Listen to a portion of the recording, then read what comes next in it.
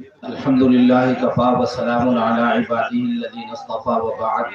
أعوذ بالله من الشيطان الرجيم. بسم الله الرحمن الرحيم. وعلمك ما لم تكن تعلم وكان فضل الله عليك عظيما. حضرات علماء کرام، سامعین اعظام، یہ دارالعلوم حسینیہ تاولی ہے اور الحمدللہ یہ تعلیم و تعلم کے لیے بھی کاروان ہے اور کاروان تہذیب و تمدن بھی ہے۔ امام الانبیاء جناب محمد الرسول اللہ صلی اللہ تعالی علیہ وسلم جس مشن کو لے کر آئے اور جو قرآن مقدس آپ علیہ السلام کے اوپر نازل کیا گیا، اللہ کے حبیب صلی اللہ تعالی علیہ وسلم نے معاً اس کی تعلیم اور اس کے ذیل میں تربیت کا انتظام فرمانے کی۔ حضرت والا یہاں تشریف فرما ہو چکے ہیں، صدر مفتی ہیں جو دارالعلوم دیوبند ہے، وہ دنیا کی بلکہ پوری ایشیا کی دوسری نمبر کی یونیورسٹی ہے، بہت بڑا جامعہ ہے، لہذا حضرت والا وہاں سے تشریف لائے ہوئے ہیں۔ میں بڑے ہی ادب و احترام کے ساتھ گزارش کرتا ہوں کہ جو حضرات کھڑے ہوئے ہیں برائے کرم بیٹھ جائیں، حضرت کا روحانی بیان ہوگا، نورانی بیان ہوگا اور اس کے بعد نورانی دعا ہوگی۔ برائے کرم جلسہ گاہ میں تشریف رکھیں، انتشار نہ کریں بلکہ مجمع کو بہت خاموشی کے ساتھ سماعت کریں۔ حضرت رسول اکرم صلی اللہ تعالی علیہ وسلم جیسے قرآن کریم کی آیتیں نازل ہوتی تھی تو آپ علیہ السلام ان کو لوگوں تک پہنچانے کے لیے کوشش و جد و جہد کرتے تھے، ان کی تشریح فرماتے اور اپنے عمل سے رسول اکرم صلی اللہ علیہ وسلم ان کی تربیت کرنے کی کوشش کرتے تھے۔ مدینہ منورہ میں تو بہت بعد میں تشریف لانا ہوا ہے۔ ابتداءً مکہ مکرمہ میں جب چند لوگ رسول اکرم علیہ السلام کے ساتھ تھے اور باقی لوگ مخالفین تھے، معاندین تھے، متشددین تھے، ان تمام کی موجودگی میں بھی رسول اکرم علیہ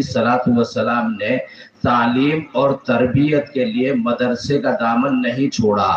حضرت رسول اکرم صلی اللہ علیہ وسلم اور آپ کے چاہنے والوں پر جب طرح طرح کی پابندیاں آئی تھی اور اس دین اسلام کو پھیلانا اور پہنچانا مشکل ترین امر تھا، اس وقت بھی ابتدائی دور میں، ابتدائی مرحلے میں دار ابی بکر ابن ابی قحافہ رضی اللہ تعالی عنہ میں حضرت سیدنا ابو بکر رضی اللہ تعالی عنہ کے مکان میں مدرسہ چلایا گیا۔ وہاں قرآن کریم کی تلاوت اور تعلیم بھی ہوتی تھی اور قرآن کریم کے مطابق زندگی گزارنے کے طور و طریق بھی بتائے جاتے تھے۔ پہلا مدرسہ تھا مکہ مکرمہ میں جو حضرت ابو بکر رضی اللہ تعالیٰ عنہ کے گھر میں قائم کیا گیا۔ اس کے بعد فاطمہ بنت خطاب رضی اللہ تعالی عنہ حضرت سیدنا عمر فاروق رضی اللہ تعالی عنہ کی بہن تھی، اس بہن کے گھر میں مدرسہ قائم کیا گیا۔ وہاں تعلیم و تعلم اور حضرت خباب ابن الارت رضی اللہ تعالی عنہ جیسے جبال علم وہاں تعلیم اور تدریس اور تربیت کے لیے تشریف لایا کرتے تھے۔ اس کے بعد مشہور ہے کہ شعب ابی طالب، حضرت ابو طالب کے جگہ ایک متعین تھی، گھاٹی تھی، وہاں پر مدرسہ قائم کیا گیا اور رسول اکرم علیہ السلام وہاں پر بنفس نفیس تشریف فرما ہوتے تھے اور قرآن کریم کی تعلیم دیتے، اس کے مطابق تربیت کرتے تھے۔ پھر اس کے بعد دار ارقم ابن ابی ارقم، صفا پہاڑی جہاں سے آپ طواف کا سعی کا آغاز کرتے ہیں، وہاں ایک جگہ تھی دار ارقم، وہاں پر رسول اکرم علیہ السلام قرآن کریم کی تعلیم و تعلم کا کام کرتے تھے۔ یہ چار مدرسے مکہ مکرمہ کے اندر مشہور و معروف تاریخ کے اندر ملتے ہیں۔ اس کے بعد جب مدینہ منورہ میں تشریف لائے ہیں اور ریاست مدینہ قائم ہو گئی تو پھر اصحاب صفہ یا صفہ مدرسہ قائم کیا گیا، جس میں اصحاب صفہ معروف و مشہور طلبہ ہوا کرتے تھے۔ الغرض کہنا یہ ہے کہ رسول اکرم علیہ السلام نے آزادانہ طور پر مدینہ منورہ میں یا قید و صعوبت کے باوجود مکہ مکرمہ میں مدارس قائم کیے ہیں۔ وہ مدارس بھی ہوتے تھے، وہ مسجدیں بھی ہوتی تھی، اور وہ دینی مرکز بھی ہوتے تھے، اور وہی سے خانقاہوں کا کام بھی لیا جاتا تھا۔ رسول اکرم علیہ السلام کو 23 برس کی قلیل ترین مدت میں اتنی بڑی کامیابی ملی ہے کہ جہاں لا الہ الا اللہ کا پڑھنا دشوار ترین امر تھا، وہاں 23 برس میں دنیا کا کوئی خطہ، دنیا کا کوئی کونا ایسا نہیں رہا جہاں تک اسلام کی علامتیں، اسلام کی نشانیاں، اسلام کی صدا اور اسلام اور قرآن کی آواز نہیں پہنچ گئی۔ اور آپ صلی اللہ علیہ وسلم ایک ایسی جماعت تیار کرنے میں کامیاب ہو گئے ہیں کہ جس جماعت کی طرف نسبت کرنا آج 1500 برس کے بعد بھی ہم اپنے لیے قابل فخر سمجھتے ہیں، یعنی صحابہ رضی اللہ تعالی عنہم اجمعین کی جماعت ہے۔ حضرات صحابہ رضی اللہ تعالی عنہم اجمعین قرآن کریم کے اولین ناقل ہیں، اولین روات ہیں، اولین مفسرین ہیں، اولین ترجمان ہیں، اور وہی ہیں جن کے بارے میں قرآن اور احادیث مقدسہ میں صداقت، امانت اور دیانت اور اتحاد اور وحدت فکر کی گواہیاں اور شہادتیں پیش کی گئی ہیں۔ تو رسول اکرم علیہ السلام اور صحابہ رضی اللہ عنہم اجمعین کو ہم مدرسے والوں کو سوچنا ہے، غور و فکر کرنا ہے، اور اسی کے لیے آپ 75 سالہ جشن میں جمع ہوئے ہیں۔ ہم مولوی جو اسٹیج پر بیٹھے ہوئے ہو وہ بھی غور و فکر کریں، امت کے لوگ بھی اس طرف توجہ دیں کہ رسول اکرم علیہ السلام آپ تو حضرت حق جل مجدہ کے پیغمبر ہیں، ترجمان ہیں۔ آپ تو اگر ہاتھ اٹھا دیتے ساری دنیا مسلمان ہو جاتی ہے، اللہ سب کے دلوں کو بدل دیتے، لیکن رسول اکرم علیہ السلام کو بھی حضرت حق جل مجدہ نے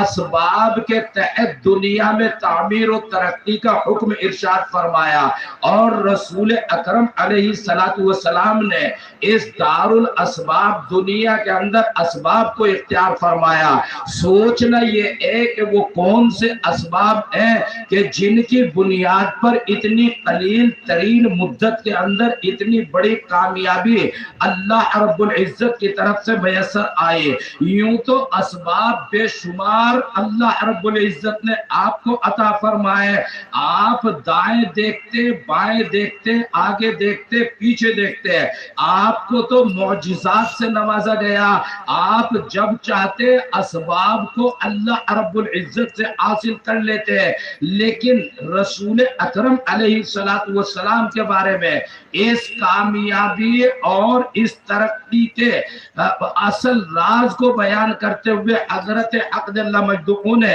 ارشاد فرمایا ہے، حضرات اساتذہ جو درسگاہوں میں بیٹھ کر پڑھاتے ہیں وہ بھی غور و فکر کریں، چاہے وہ درجے ابتدائی اطفال کے اساتذہ ہوں یا حفظ و تجوید یا عربی کے اساتذہ ہوں، اور وہ بھی غور و فکر کریں جو آباء و اجداد ہیں اپنے بچوں کو مدرسوں میں بھیجتے ہیں۔ حضرت رسول اکرم علیہ السلام کو خطاب کرتے ہوئے حضرت حق جل مجدہ نے ارشاد فرمایا، فَبِمَا رَحْمَةٍ مِّنَ اللَّهِ لِنْتَ لَهُمْ وَلَوْ كُنْتَ فَظًّا غَلِيظَ الْقَلْبِ لَانفَضُّوا مِنْ حَوْلِكَ، کہ رسول اکرم علیہ السلام اپنے طلبہ سے، اپنے صحابہ سے انتہائی شفقت کا اور رحمت کا اور رأفت کا برتاؤ کرتے تھے۔ رسول اکرم علیہ السلام کے دل کے اندر اندر خیر کے جذبات اس طرح ہوتے کہ کسی طرح خیر کو ان آنے والے طلبہ کے سینوں کی طرف منتقل کر دیا جائے، اس کے لیے رسول اکرم علیہ السلام اللہ سے دعائیں کرتے تھے، اور جب ان کو پڑھنے پڑھانے اور تعلیم اور تربیت کا موقع آتا تھا تو رسول اکرم علیہ السلام اگرچہ کڑی اور سخت ترین نگرانی فرماتے تھے، مگر رسول اکرم علیہ السلام کسی کے ساتھ ضربہ یضربو کی گردان اختیار نہیں کرتے تھے، شدت کا برتاؤ نہیں کرتے تھے، نگاہ نبوت اہم ترین ہوتی تھی، آپ بھرپور نگرانی فرماتے مگر نرم خوئی اور اخلاق کریمانہ کا مظاہرہ رسول اکرم علیہ السلام کیا کرتے تھے۔ ایک وجہ تو یہ بیان فرمائے اور دوسری وجہ بیان فرمائی فی رسول اللہ اسوۃ حسنہ، رسول اکرم علیہ السلام جب طلبہ کو قرآن کریم پڑھنے کے لیے کہتے تھے تو بذات خود رسول اکرم علیہ السلام پہلے قرآن کریم پڑھتے تھے۔ میں ایک لفظ قرآن کریم کا نہیں پڑھتا اور اپنے طلباء اور اپنے بیٹوں اور اپنی بیٹیوں سے چاہتا ہوں کہ وہ قرآن کریم کے ماہرین ہو جائیں۔ رسول اکرم علیہ السلام جب لوگوں کو نماز 5 نمازوں کی تلقین کرتے تھے تو بذات خود 8 نمازیں پڑھتے تھے، 5 معروف نمازیں پڑھتے تھے، چاشت بھی پڑھتے تھے، اشراق بھی پڑھتے تھے، تہجد بھی پڑھتے تھے، اور بعض محدثین نے تو یہاں تک لکھ دیا ہے کہ رسول اکرم علیہ السلام پر من جانب اللہ یا من جانب رسول اللہ اس نمازوں کو فرض قرار دے دیا گیا تھا، اور اس انداز پر تہجد پڑھتے ہیں کہ حضرت ام المؤمنین عائشہ رضی اللہ تعالی عنہا کبھی کبھی آپ سے پوچھتی کہ آپ بخشائے ہیں، اتنی لمبی نمازیں آپ پڑھتے ہیں کہ آپ کے پیروں کے اوپر ورم آ جاتا ہے، آپ فرماتے ہیں افلا اکون عبدا شکورا، اللہ نے مجھے بخش دیا، اگر کوئی گناہگار ہے تو اللہ کی رحمت کے حصول کے لیے اپنے گناہوں کی معافی کے لیے نمازیں پڑھے، ناک رگڑے سجدے کرے، اور اگر کوئی بخشا گیا ہے تو اللہ کی رحمت کا شکر ادا کرنے کے لیے سجدے کرے، نمازیں پڑھے۔ پہلے خود 8 نمازیں پڑھتے تھے، جب لوگوں کو 5 نمازیں پڑھنے کا حکم دیتے تھے، لوگوں کو زکوٰۃ 2.5% اور باقی کار خیر کرنے کے لیے فرماتے، اپنے آپ ضروری درجے میں جو کچھ لازمی ہوتا اس کو رکھ کر تمام کا تمام خیرات اور صدقہ کر دیا کرتے تھے۔ ایک دن تو انتہا ہو گئی، خلاف عادت عصر کے بعد گھر میں گئے ہیں اور مان واپس تشریف لے آئے، صحابہ نے پوچھا اتنی جلدی جلدی کیوں گئے اور کیوں آئے؟ ارشاد فرمایا کہ چند دراہم گھر میں پڑے ہوئے رہ گئے تھے، تھوڑے سے روپیے گھر میں رکھے ہوئے رہ گئے، میرے ذہن میں نہیں رہا، میری شان کے خلاف ہے کہ میں ہوں اور اللہ پر یقین اور میرے گھر کے اندر روپے پڑے رہ جائے، فوراً باہر لا کر صدقہ اور خیرات کر دیا۔ کہنا یہ ہے کہ ہم نماز ایک ٹائم کی پڑھنے کے لیے تیار نہیں، اپنی اولاد اور طلبہ سے سوچیں کہ وہ 5 وقت کے نمازی ہو جائیں، ہم کار خیر میں اپنا مال قربان کرنے کے لیے تیار نہیں، اور ہم سوچیں کہ ہماری امت کے لوگ کار خیر میں حصہ لیں۔ حضرت رسول اکرم علیہ السلام ہے، آپ کو معلوم ہے حضرت فاطمہ رضی اللہ تعالی عنہ کا مقام اور ان کا مرتبہ سیدۃ النساء اہل الجنہ، جنت میں جتنی خواتین ہوں گے سب کی سردار رسول اکرم علیہ السلام کی بیٹی حضرت فاطمہ رضی اللہ تعالی عنہ ہے۔ चक्की पीसते पीसते और आटा गूंथते गूंथते आपके हाथों के अंदर, हथेलियों के अंदर निशानात पड़ गए, छाले पड़ गए। अब्बा हुजूर रिसालत मआब सल्लल्लाहु अलैहि वसल्लम के सामने दरखास्त पेश की है कि आपके पास यहाँ बैतुल माल में खुद्दाम मौजूद है, मालो दौलत मौजूद है, मेरे लिए खुद्दाम में से किसी एक खादिम का इंतजाम कर दिया जाए। मालूम है इस प्यारी बेटी और जन्नतियों की सरदार हजरत फातिमा को इमामुल अंबिया ने क्या जवाब इरशाद फरमाया था। सोचो, गौर व फिक्र करो मदरसे वालों, आज गौर करने का मकाम है। रसूल अकरम अलैहिस्सलातु वस्सलाम ने इरशाद फरमाया, फातिमा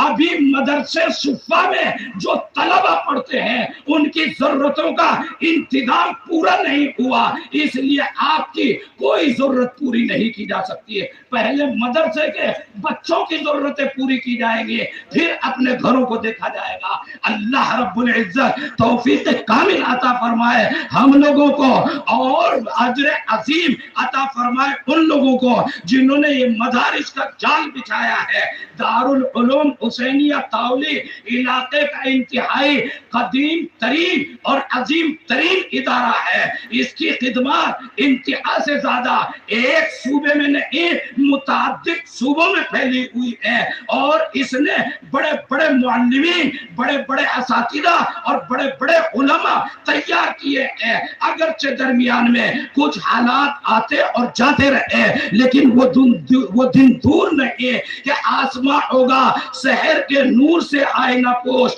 और जुल्मत रात की सीमा पा हो जाएगी। फिर दिलों को याद आ जाएगा पैगाम सुजूद, फिर जबी खाके हरम से आशना हो जाएगी। इंशाअल्लाह सुम्मा इंशाअल्लाह पहले से भी ज्यादा अल्लाह रब्बुल इज्जत बामे उरूज अता फरमाएंगे। जरूरत इसकी है कि आप और हम इसकी आबियारी के लिए, इसकी तामीर और तरक्की के लिए मुत्तहिद हों। अल्लाह रब्बुल इज्जत इसकी तामीर और तरक्की मुकद्दर फरमाए। अल्लाहुम्मा सल्ली अला सय्यिदिना व मौलाना मुहम्मद व अला आलि सय्यिदिना व मौलाना मुहम्मद व बारिक व सल्लिम। या अरहमर राहिमीन, हमारी खताओं को माफ फरमा, हमारे गुनाहों को माफ फरमा, हमारे सय्यात को हसनात से मुबद्दल फरमा। ऐ अरहमर राहिमीन, हम ज़ाहिरी और बातिनी हर एतबार से इंतहाई कमजोर हैं, हर आन तेरी मदद के मोहताज हैं। ऐ इलाहल आलमीन,